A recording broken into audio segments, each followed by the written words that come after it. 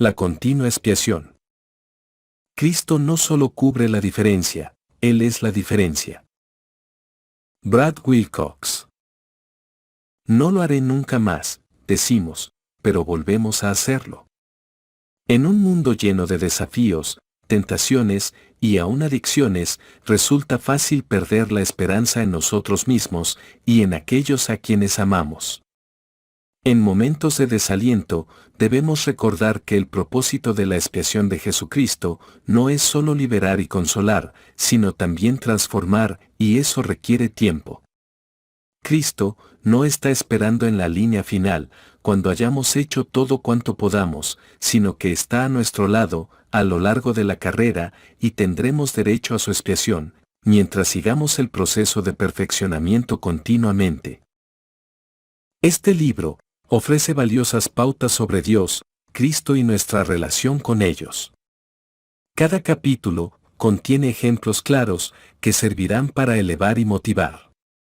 Se explica doctrina profunda y se presentan conceptos complejos de formas tan sencillas que repetidamente el lector dirá: nunca lo había visto de este modo. Ese tipo de cambio de enfoque producirá cambios de conducta. La mayoría de los miembros de la Iglesia reconocen que la perfección es un proceso de largo alcance, pero pasan por alto la naturaleza continua de la expiación de Cristo que hace posible ese proceso. La paz no se halla al abandonar o eliminar la necesidad de cambiar, sino al volcarse al único ser que hace posible el cambio y al comprender que recibimos muchas oportunidades de volver a empezar.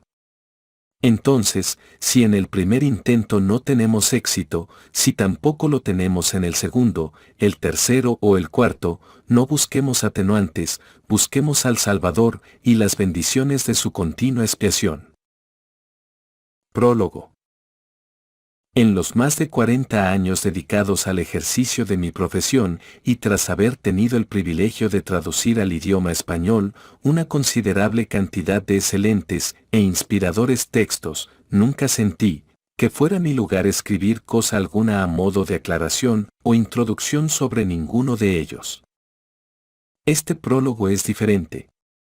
Es algo muy personal, que escribo no solo con la autorización, sino también a pedido del autor, mi buen amigo Brad Wilcox, quien desea dedicar esta versión en español a mi hija, Michelle Canaus Corpes. En 2007, a los 32 años de edad, casada y madre de 2 hermosas niñas, a Michelle se le diagnosticó cáncer del seno, mal que a pesar de diversos tratamientos y procedimientos, se le extendió primeramente a los huesos y más tarde al cerebro. Por encima de las limitadas esperanzas ofrecidas por la ciencia médica, Michelle se amparó en la fe que había cultivado desde su tierna infancia y en su firme confianza en el amor de nuestro Padre Celestial. No obstante ello, y pese a la continua motivación de seres queridos, múltiples bendiciones del sacerdocio, una de ellas de manos de un apóstol del Señor, y regulares idas al templo, quedaban en el corazón de Michelle, preguntas sin responder, si acaso sus angustiosas circunstancias eran el resultado de errores, cometidos en su joven vida, o consecuencia de no haber hecho todo, cuanto se esperaba de una digna hija de Dios. Un día domingo, tras una noche de hogar, con nuestros hijos y nietos, Michelle me comentó llena de ánimo en cuanto a un libro que acababa de leer, el cual respondía todas y cada una de las preguntas que por tanto tiempo la habían abrumado, explicando de una forma extraordinariamente clara el significado de la expiación de Cristo, no solamente su naturaleza, sino el profundo significado y valor que seguía teniendo en la vida de ella y en la de todos los hijos de Dios. La profundidad y el entusiasmo de sus comentarios me llenaron de interés, y cuál no sería mi sorpresa cuando, a mi pregunta de quién era el autor de tan estupenda realización, ella me contestara que se trataba de Brad Wilcox. Yo conozco muy bien a Brad, servimos juntos en la mesa general de la escuela dominical, le dije. Cuando lo vea en unos días le haré saber cuánto te ayudó su libro. Tienes que leerlo, papá, añadió Michelle. Tras una reunión, a la que los dos asistimos un par de semanas más tarde, en compañía de los demás miembros de la mesa general y la presidencia, junto a nuestras respectivas esposas, le comentamos a Brad sobre las circunstancias por las que atravesaba nuestra hija y el efecto tan notable que su libro, La continua expiación, había tenido en ella. Con profunda ternura nos dijo que le gustaría visitar a Michelle y a su familia, lo cual se concretó a los pocos días. La razón por la que me ofrecí para traducir esta obra en forma voluntaria no se debe a haber sentido la obligación moral, por el gesto de mi amigo Brad Wilcox, de visitar a nuestra hija en su hogar, y hasta llevarle unos tiernos detalles a sus niñas.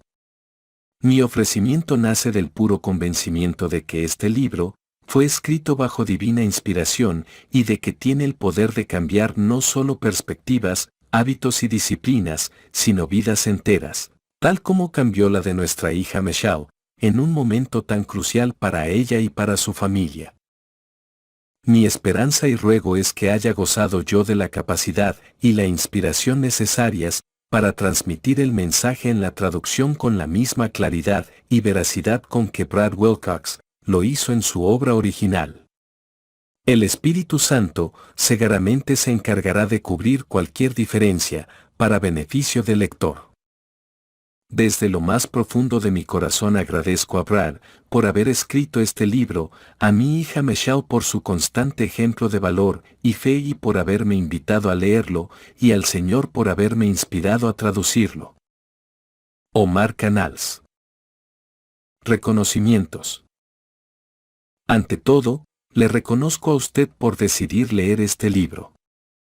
Cuando era presidente de misión, me parecía interesante que después de recordar a los misioneros, en cuanto a una regla o norma, eran los que no tenían el problema quienes se sentían culpables, se disculpaban y se comprometían a mejorar, mientras que aquellos, a quienes la advertencia había sido dirigida, generalmente permanecían ajenos a la necesidad de cambiar. Siempre se me ha dicho que el Evangelio existe para aligerarles la carga a los afligidos y para afligir a los ligeros. Recuerdo casos en mi vida en que he hallado gran consuelo en las palabras del Salvador y las de sus profetas. También me vienen a la mente momentos en que, al igual que los misioneros ajenos a la realidad, tuve necesidad de un poco de aflicción. Uno siempre puede encontrar un buen número de escrituras y sermones relacionados con ambos casos. El elder Dallin H. Oaks escribió: un llamado al arrepentimiento lo suficientemente claro como para instar una reforma en el indulgente puede producir un desaliento paralizante en el contencioso.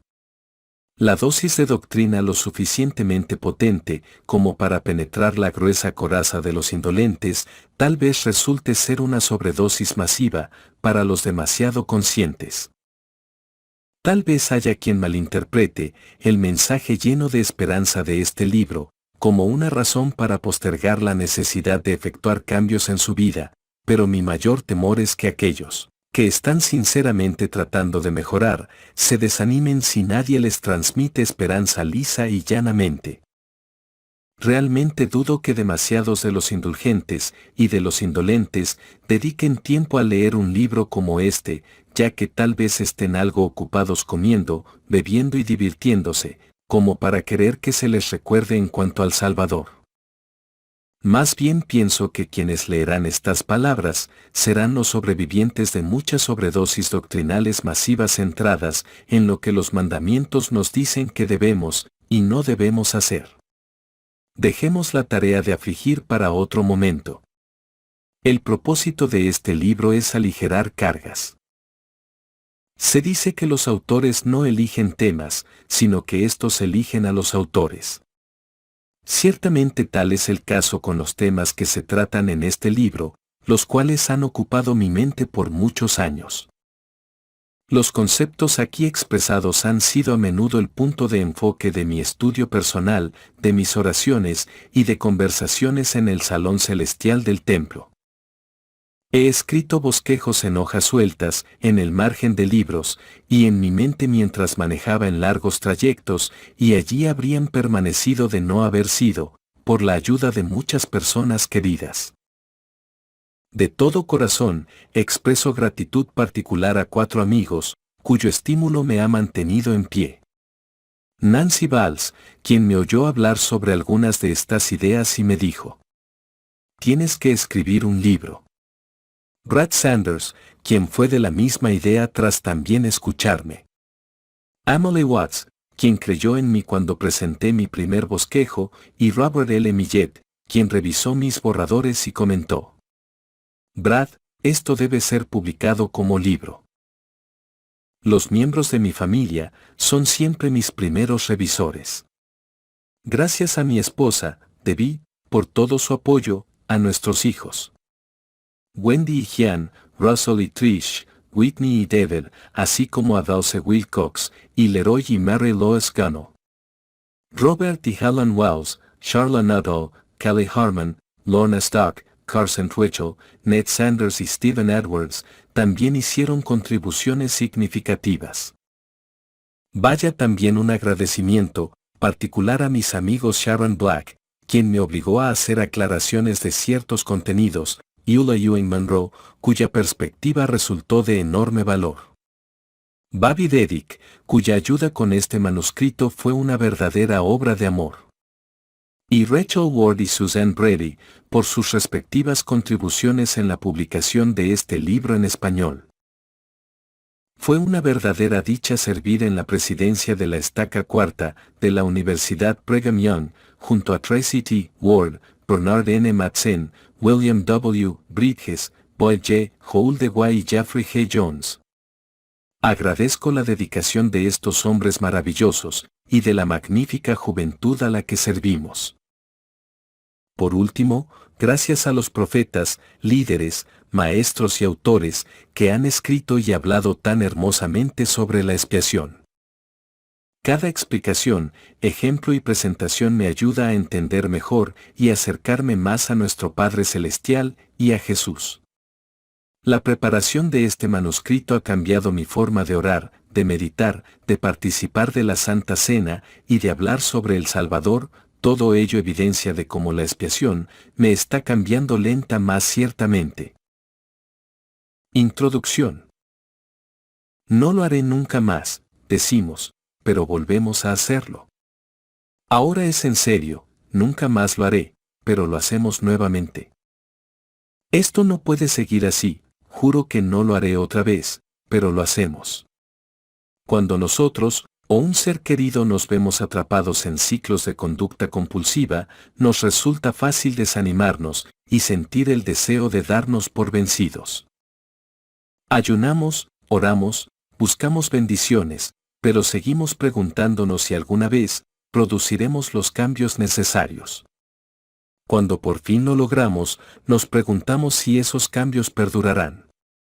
En momentos de desánimo pensamos en entregarnos, o lo que es peor, ya no nos importa nada. Esos son los momentos en que debemos recordar que siempre hay esperanza. Como lo declaró el presidente Dieter F. Uchtdorf. No importa cuán sombrío parezca ser el capítulo actual de nuestra vida, debido a la vida y al sacrificio de Jesucristo, podemos confiar en que el final del libro de nuestra existencia sobrepasará nuestras mayores expectativas, el poder infinito de la esperanza. No es necesario que para no tener que cambiar, hagamos de cuenta que Dios no existe ni que tratemos desesperadamente de encontrar razones para afirmar que la Iglesia no es verdadera. No tenemos por qué señalar a otras personas que estén padeciendo dificultades a fin de sentirnos justificados, ni odiar a quienes no tengan problemas, para así sentirnos mejor. No tenemos que rendirnos a la adicción y despreciarnos a nosotros mismos, a pesar de lo fácil que resulte hacerlo. Más bien, debemos permitir que la fe sea un ancla para nuestra alma. En todos los casos, los cambios de creencias preceden a los cambios de conducta. La constancia y las buenas obras provienen de la esperanza, y ésta emerge de la fe, pero no cualquier fe. Muchas personas creen en Dios, y hasta gustan de contar historias sobre Dios y ángeles por Internet. Aún así, para muchos, la fe que profesan tener, no llega a afectarlos ni a producir ningún cambio en ellos, y rara vez altera sus decisiones. Creen en un poder superior, pero al no conocerle, se ven limitados en su acceso a él. José Smith enseñó que esa verdadera fe va mucho más allá de saber que hay un Dios, de conocer sus atributos y su relación con nosotros. Requiere que sepamos que Él tiene un plan para nosotros y que vivamos conforme a ese plan. En la Biblia leemos: Quedaos tranquilos, y sabed que yo soy Dios. José Smith enseñó que si invertimos la frase, la declaración es también correcta. Conoced a Dios y quedaos tranquilos. Cuando llegamos a conocer a Dios, a sus profetas, a su plan y a sus eternos propósitos para nosotros, por cierto que entonces podemos estar tranquilos. Una cosa es seguir a Cristo, y otra muy distinta es ser guiados por Él. Los santos de los últimos días, somos guiados por Cristo, del mismo modo que Él siempre ha guiado a su pueblo, por medio de profetas vivientes y apóstoles. Ese tipo de liderazgo es lo que hace a nuestra fe diferente a las demás. Así como José Smith definió la fe verdadera en Dios, yo testifico que la fe verdadera en Cristo es más que apenas saber en cuanto a Él, o hasta creer que es un ser divino.